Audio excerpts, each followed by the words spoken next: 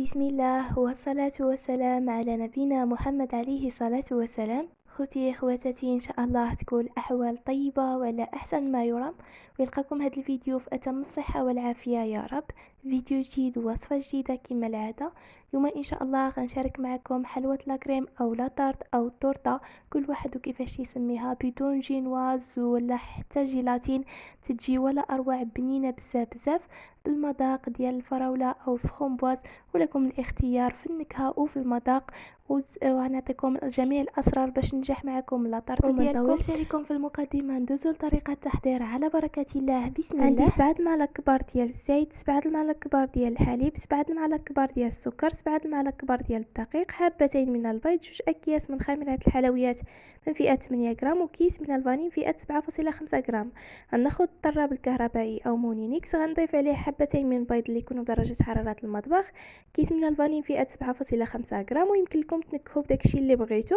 غنضيف عليها 7 المعالق كبار ديال السكر، 7 المعالق كبار ديال الزيت، و7 المعالق ديال كبار ديال الحليب. غنطرب الكل جيدا في الطراب الكهربائي. الا ما كنتوش توفروا على الطراب الكهربائي اي مونينيكس، ديروا غير الطراب اليدوي تقريبا 1 دقيقه كيف ما شفتوا معايا على هذا الشكل. هذا غناخذ في هذا الاثناء واحد الاناء وغنصب فيه الخليط ديالي مباشره. غنبدا باش نضيف باقي المكونات. غنضيف 2 اكياس من خميرات الحلويات من فئه 8 غرام اي 16 غرام، وغنغربل ضروري نغربلوهم مزيان باش نتفاداو هذوك التكتلات. من بعد ما دخلت الخميره في الخليط غنضيف الدقيق، غنضيفو دفعه واحده. 7 المعالق كبار ديال الدقيق غنضيفهم دفعه واحده كيف ما شفتوا معايا بهذا الشكل هذا.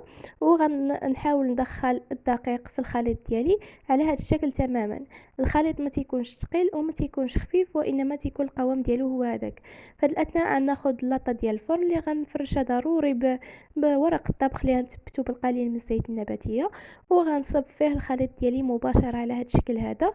يمكن لكم ديروا اي لاطه تفضلوها. انا عندي هنا الحجم ديال لاطه متوسط، ماشي كبير بزاف وماشي صغير. يمكن لكم ديروا غير هذيك القزيره العاديه ديال الفرن الغازي، ماشي بالضروره تكون عندكم هذه، ولكن ضروري تفرشوها بالورق الطبخ باش ما يلتصق لكم شيء. غنحاول نفرش غنحاول نوزع الخليط ديالي على هذا الشكل هذا في اللاطه بهذا الشكل تماما. وفي هذا الاثناء يكون عندي الفران مسخن من قبل على درجه الحراره 180 درجه، غير من الاسفل حتى طبلي من الاسفل، عاد نطلعوها تحمر من الفوق. ما تاخذش معنا وقت طويل بتاتا، تقريبا 10 دقائق. هنا ندوز باش نحضر معكم السيرو. عندي 4 معالق كبار ديال السكر، 2 دوائر ديال الحامض، وكيس من الفاني، وكاس ونص ديال الماء. هنا خرجت كيف ما شفتوا معايا الكيك ديالي، غطيته باش يرجع فيه هذيك الربو هو مازال سخون باش يرطب لنا حتى من الجوانب. هنا غندوز مباشره باش نحضر معكم الكريمه. كيف ما شفتوا معايا هنا عندي نصف لتر، انا غندير غير ربع لتر، يعني غندير غير ربع لتر كافيني في هاد لاطرت هذه اللي غنحضر معكم.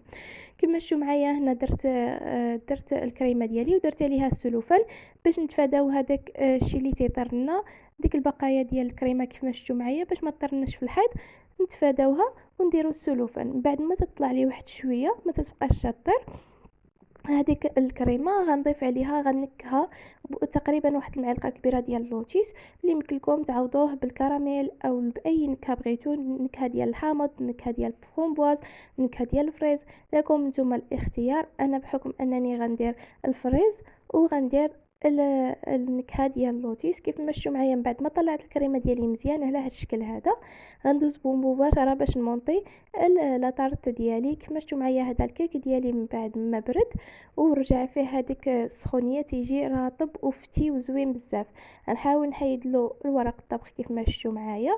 داكشي علاش قلت لكم ورق الطبخ ضروري لانه مهم جدا. هنا غنقلب الكيك ديالي بهذا الشكل هذا. غنحاول انني باش ناخذ واحد الاطار عندي مربع، اللي يمكن لكم تعوضوه باي اطار نتوما عندكم، مدور ولا مثلث ولا لكم الاختيار. هذا عندي هذا الاطار مربع. بالنسبه للناس اللي غيسولوني عليه كنت خديته من عند هذاك اللي تيبيع داكشي ديال الماعن، خديته ب20 درهم. شحال هادي، اما دابا الله اعلم شحال عامل البنات. المهم البنات تنقطع الكيك ديالي على هذا الشكل هذا وما تيبقى ليش واحد تيعطيني غير مربع ونص مربع، والباقي تنكملو بهذا الشكل هذا كما شفتوا معايا. نتمنى تكونوا فهمتوا. فهمتوني. وتقبلوا على هذا الصوت اخوتي، شويه مريضه ما شكيت عليكم. ومباشره هنايا كيف ما شفتوا معايا غندير هذوك الطريفات اللي مقطعين هما الاولين بهذا الشكل هذا، وغنسقي الكيك ديالي بهذا الشكل هذا. غير حاولوا تسقيوه بشي شيته باش ما يجيكمش فازك بزاف. يمكن لكم تعوضوا السيروم بالحليب ولا بعصير البرتقال ولا بالمناضة هاواي، لكم الاختيار. انا فقط شاركت معكم افكار اللي سهله واقتصاديه. ودهنت كيف ما شفتوا معايا، درت القليل من الكونفيتير ديال الفريز اللي يمكن لكم تعوضوه باي حاجه تفضلوها، سواء الكراميل او اي كونفيتير مشماش ولا اي حاجه. وضفت واحد الطبقه ديال الكريمه كيف ما شفتوا معايا في الفيديو تماما. وغندير الكريم عفوا الكيك ديالي الطبقه الثانيه بهذا الشكل هذا، وغنديرو على الظهر ديالو، يعني السطح اللي سيكون معوض تنديرو هو اللي يكون الوجه ديالو. غنسقيه حتى هو بالقليل من السيرو اللي قلت لكم يمكن لكم تعوضوه بالحليب او اي حاجه تفضلوها. غنقاد السطح بهذا الشكل هذا وغنخليها على جنب. هنا خديت 4 المعالق كبار حتى 3 المعالق كبار ديال الناباج اللي ذوبتهم شويه فوق النار اللي تكون متوسطه، وغنضيف عليهم معلقه كبيره ديال الملون مع النكهه ديال الفريز اللي يمكن لكم تعوضوها بالحامض. نتوما لكم الاختيار، النكهه نتوما اللي يعني نتوما النكهه اللي تحكموا فيها. هنا تبقات لي شويه ديال الكريمه، كيف ما قلت لكم انا درت غير ربع لتر من الكريمه، وغنحاول نشكل بها بهذا الشكل هذا بواحد البوش وواحد البوق. كيف ما شفتوا معايا ماشي بالضروره يكون عندنا مستلزمات اللي يكونوا غاليين ولا ضروري تكون عندنا شي حاجه باش نخدموا بها. هنا البنات خليت هذيك الناباج ديالي مع ديك النكهه حتى نكهه مع الملون حتى برد مزيان، وعاد باش نصبو على لاطارت ديالي. غير هو حاولوا البنات فاش تجيو تصبوا الكاناج ديالكم ديال الناباج مع النكهه اللي تتفضلوا نتوما مع الملون كيف ما قلت لكم، حاولوا ديروا شي معلقه عاد تصبوا ولا تخويو فوق لاطارت ديالكم باش ما يشكل لكم شي واحد ثقبه في لاطارت ديالكم ويخسر لكم الشكل ديالها. هنا كيف ما شفتوا معايا تيكون هذا هو الشكل النهائي ديال لاطارت اللي حضرت معكم. تيجي ولا اروع، بنين بزاف بزاف، ما تشبعوش منه، كتجي بنينه بزاف بزاف. والله اخوتي غير صدقوني، نتمنى نكون خفيفه ظريفه على قلوبكم وعند حسن الظن ديالكم. ما تنساوش تبارطاجيو الفيديو مع الاهل والاحباب والاصدقاء ديالكم باش يعم الفائده.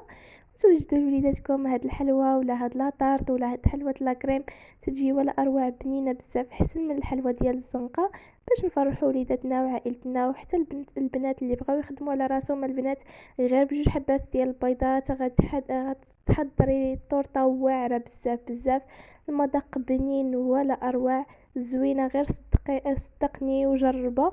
وبالنسبه للتزيين كيف ما شفتوا معايا درت واحد التزيين اللي بسيط، والتزيين دائما تنقول لكم على حسب المتوفر عندكم وداكشي اللي عندكم في الدار، داكشي اللي متوفر عندكم. كيف ما شفتوا معايا انا عندي حبات ديال الفرامبواز، كيف ما شفتوا معايا زينت بهم مع الجناب. ودرت في الوسط واحد البسكوي اللوتيس غير تزيين فقط. ومن الجوانب درت زينتهم بالبسكوي حتى هو اللوتيس اللي هرمشتو غير بيدي ولصقتو في الجوانب. يمكن لكم تعوضوه باللوز ايفيلي او كاوكاو ايفيلي ولا حتى الكاوكاو مهرمش، لكم الاختيار، ولا الفيرميسل، لكم الاختيار. ماشي بالضروره البنات تكلفوا على راسكم ولا تزيروا على راسكم، داكشي اللي متوفر عندكم في الدار زينوا به وبدعوا به، وان شاء الله عاجيكم زوينه. ولا جربتوا الوصفه ديال اليوم رجعوا عندي في الكومنتات وقولوا لي كيف جاتكم. وهنا تيوصل الفيديو ديالي النهايه، وفي الاخير اشهد الله اني احبكم في الله، والسلام عليكم ورحمه الله تعالى وبركاته.